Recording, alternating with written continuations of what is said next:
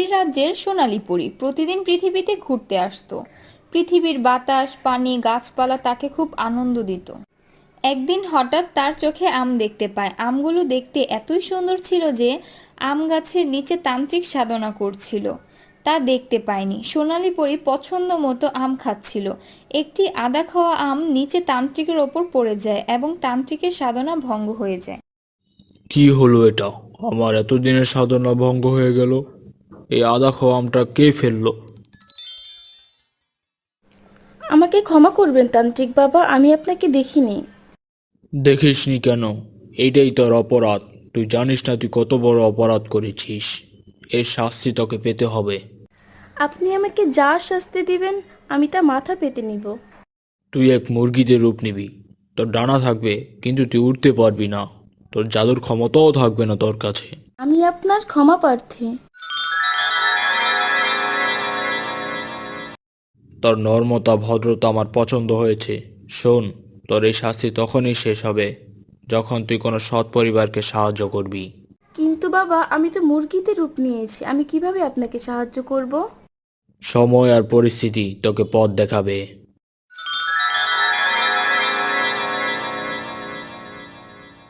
সোনালী পরী মুরগি হয়ে বনে ঘুরতে থাকে।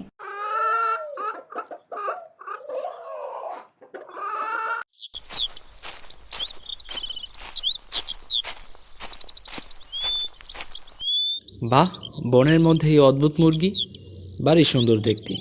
মুরগিটা বন্যপ্রাণী থেকে কিভাবে বেঁচে আছে? শিয়ালের যে উৎপাত! না, মুরগিটা বাসায় নিয়ে যাই। গিন্নি দেখলে খুব খুশি হবে। আবার মুরগিটাও প্রাণে বেঁচে যাবে। লোকটাকে দেখে সৎ মনে হচ্ছে, যাই তার সাথেই চলে যাই।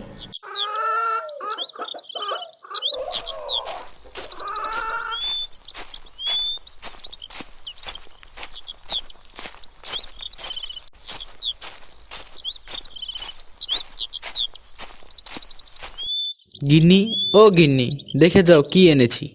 ওহ, এত চেঁচামেচি করছো কেন? বাহ, কি সুন্দর মুরগি! কি গো, কোথা থেকে আনলে? বনের মধ্যে পেয়েছি গিন্নি। হিংস্র প্রাণীর হাতে পড়লে তো ওর রক্ষা নেই, তাই ভাবলাম নিয়ে আসি। আমাদের মুরগিটাও তো একা রয়েছে, ওর সাথে রেখে দাও। ঠিক আছে।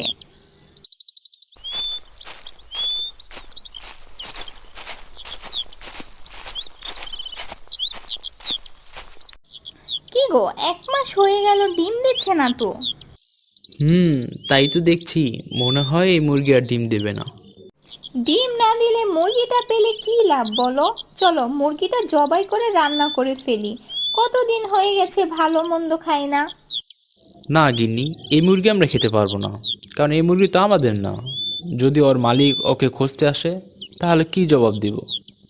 তাছাড়া আমি তো মুরগিটা এনেছি শিয়ালের হাত থেকে রক্ষা করতে। তা তুমি ঠিক বলেছ।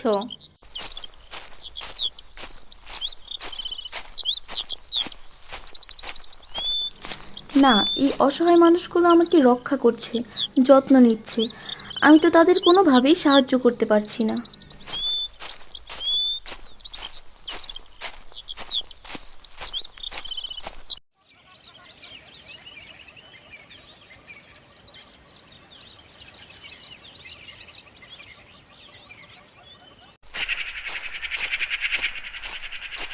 সকাল হলে কাঠুরের বউ মুরগির খোয়ারে ডিম দেখতে পায়। বাহ, অবশেষে মুরগিটা ডিম পেড়েছে, কিন্তু এই ডিমটা এরকম ঝলমলে আর সোনালী রঙের কেন? ওগো, শুনছো? এদিকে এসো তাড়াতাড়ি। কি হলো গিন্নি, সকালবেলা এই ডাকাডাকি কেন? এ দেখো, মুরগিটা সোনালী ডিম পেড়েছে। দেখি, এটা তো সাধারণ ডিম না গিন্নি, এটা তো সোনার ডিম। কি বলছো? সোনার ডিম? ওগো, আমাদের দিকে সৃষ্টিকর্তা তাকিয়েছে। এই ডিম বিক্রি করে তো আমাদের অভাব দূর হয়ে যাবে। হ্যাঁ গিন্নি। তান্ত্রিকের কথা মতো সৎ চরিত্রের কাঠুরিকে সাহায্য করতে পেরে মুরগিটা আবার তার পরীর রূপে ফিরে আসে।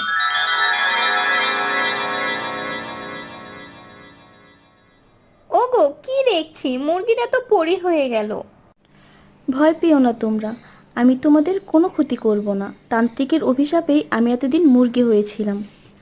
তোমাদের সততার জন্যেই আমি আজ অভিশাপ মুক্ত হলাম। পরীটা আগের রূপ ফিরে পেয়ে কাঠুরেদের একটি পাকা ঘর বানিয়ে দেয় আর খুশি খুশি তার পরীর রাজ্যে ফিরে যায়।